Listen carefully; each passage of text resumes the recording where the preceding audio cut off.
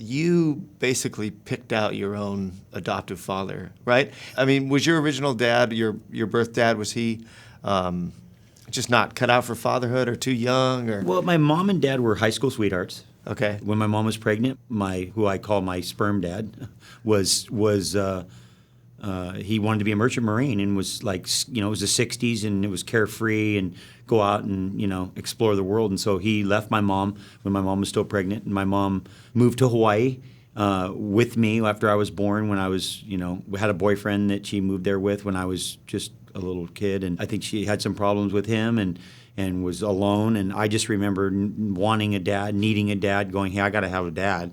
And everybody else had one that I knew. And so I spotted this guy that represented what looked like what my dad would be, according to my thoughts, who was Bill Hamilton, was a blonde, fit, phenomenal surfer. Introduced him to my mom indirectly. That's what happened. I brought him home because I used to play with him at the beach every day, and introduced him, and then they got married. And I always say you can't make it up better than it really is. You just have to look at how it really is, and you'll have the best stories. That's amazing. Yeah. So you brought your dad home. I did. Basically. I did.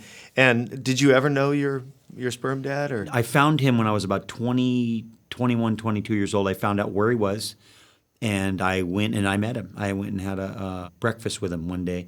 And at that point, I realized that your parents are people that you have experiences with, whether they're blood related or not.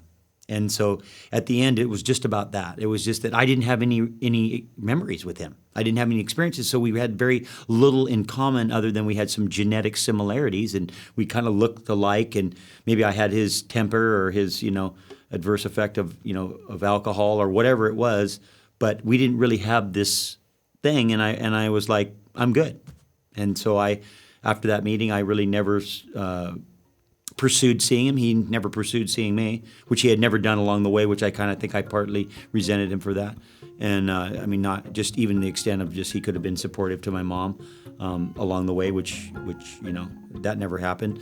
So that was good. Had that meeting and went off and said, hey, I have a stepdad. I'm good. And at that point, that was the end of it.